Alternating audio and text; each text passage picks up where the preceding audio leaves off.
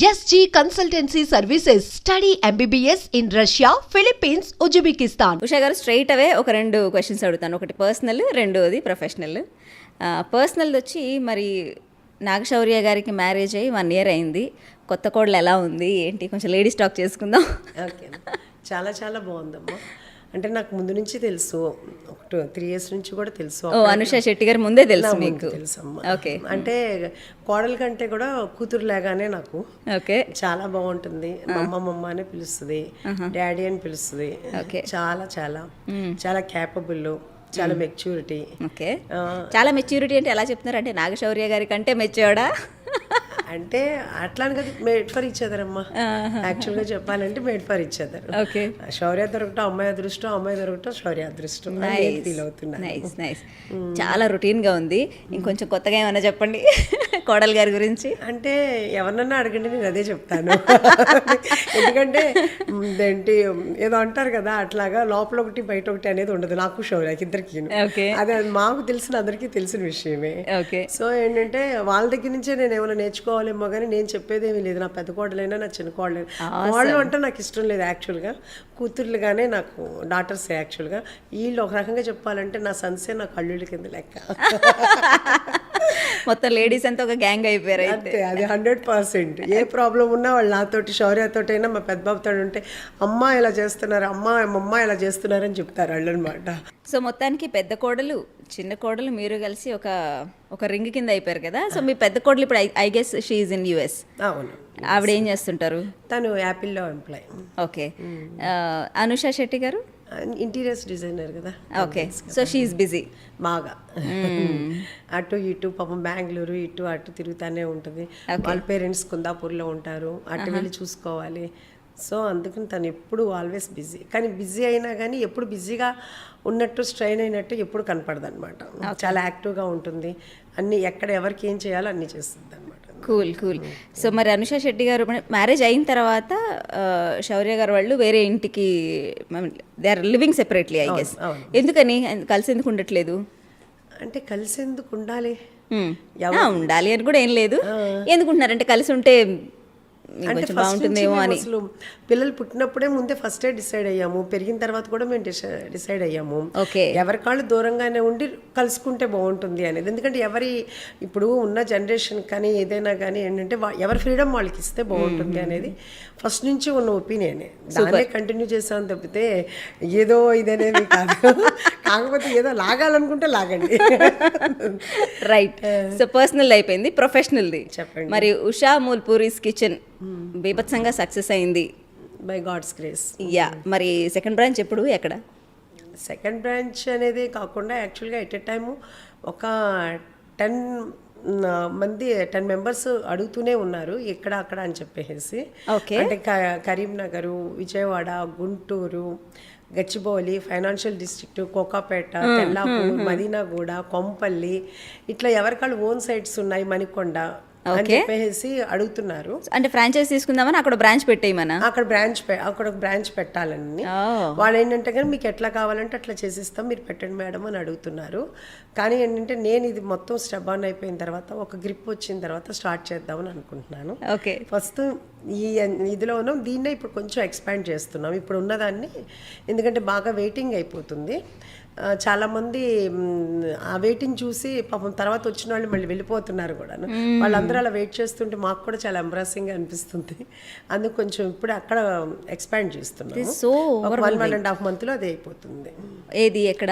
అక్కడ ఇప్పుడు ఉన్న చోట కొంచెం ఎక్స్పాండ్ చేస్తున్నాం. ఆసమ్. సో అంటే మనకి రోజు ఎంతమంది స్టెప్ ఇన్ ఉంటుందండి?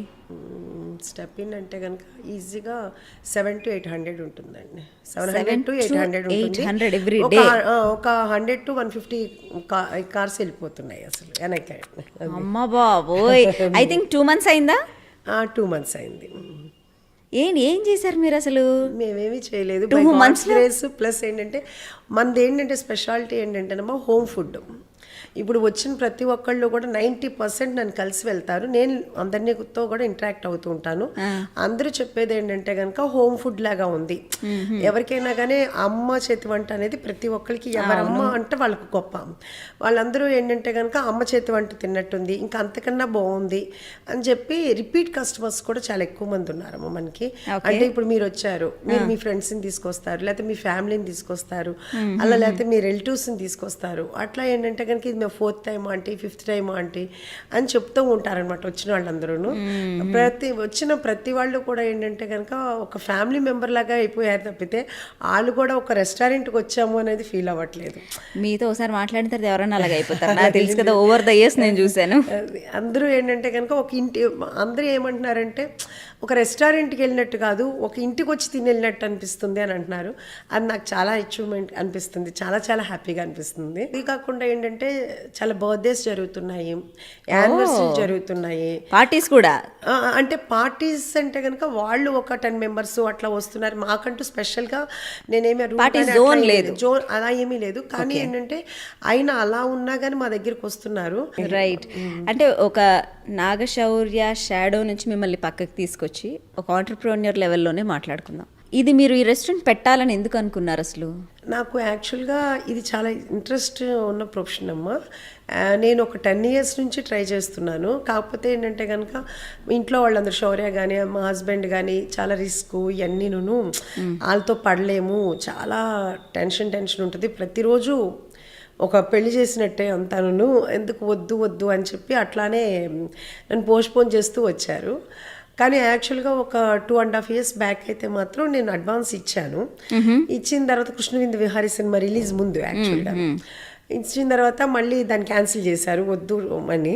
తర్వాత రిలీజ్ తర్వాత కూడా మళ్ళీ అడ్వాన్స్ ఇచ్చాను. ఇచ్చిన తర్వాత నేను కొంచెం సిక్ అయ్యాను అప్పుడు. సో అప్పుడు క్యాన్సిల్ చేశారు. ఇది అనుకోకుండా బై గాడ్స్ గిఫ్టే అనుకుంటాను నేనైతే. ఎవరో గెస్ట్ హౌస్ గురించి అడిగితే కనుక నాకు ఒకళ్ళు ఇది చూపించారు, ఇప్పుడున్న ప్లేస్ అనమాట. అది దాని పనికిరాదని ఎందుకునో నాకు అది క్లౌడ్ కిచెన్గా స్టార్ట్ చేస్తే బాగుంటుందేమో అనిపించింది. దానికి కూడా వద్దు అన్నారు. క్లౌడ్ కిచెనే కదా, పెద్ద ఇబ్బంది ఉండదు కదా, నాకు అంతా ఎక్కువ, నాకు కూడా టైంపాస్గా ఉంటుంది అని చెప్తే ఇంకా సరే అని చెప్పి ఒప్పుకున్నారు. ఒప్పుకున్న తర్వాత అలా స్టార్ట్ అయింది. క్లౌడ్ కిచెన్ వల్ల అక్కడ వర్క్ జరుగుతుండగా చుట్టుపక్కల ఉన్న వాళ్ళందరూ అంతా అక్కడ పీజీ అంతా ఉంది కదా, సో వాళ్ళు అడుగుతూ ఉండేవాళ్ళు, ఈ మా హస్బెండ్ అన్నా కానీ నన్నైనా కానీ, ఆంటీ ఇది డైనింగ్ ఉందా అని. నాకేమనిపించేది అంటే ఓకే, పీజీలో ఉన్న పిల్లలు మళ్ళీ రూమ్ తీసుకెళ్ళి ఏం తింటారులే, ఇక్కడే తింటారు అన్న ఉద్దేశంతో డైనింగ్ లాగా కొంచెం పెట్టాము. అదేంటంటే క్లౌడ్ కిచెన్ కన్నా డైనింగ్ బాగా సక్సెస్ అయింది. క్లౌడ్ కిచెన్ అంటే నేను ఇంకా స్విగ్గీ అవన్నీ హోల్డ్ చేయాల్సి వస్తుంది, అంటే అటు ఇటు నేను అందించలేక అనమాట. ఓకే. సో అంటే మిమ్మల్ని అపోజ్ చేస్తూ వచ్చారు కృష్ణప్రసాద్ గారు కానివ్వండి, శౌర్య గారు కానివ్వండి, మీ పెద్ద అబ్బాయి కానివ్వండి. కొంచెం అంటే రిస్క్ మీకు ఎందుకు అని, ఎందుకు మీరు స్ట్రెస్ తీసుకోవటం అని. అంటే 50+ మీరు ఇప్పుడు లేట్ 40s లో early 55, okay, mid 50s. So menopausal stage దాటుతున్న వయసులో సైకలాజికల్గా చాలా ఇంబ్యాలెన్స్ ఉంటుంది, డిప్రెషన్లోకి వెళ్తారు.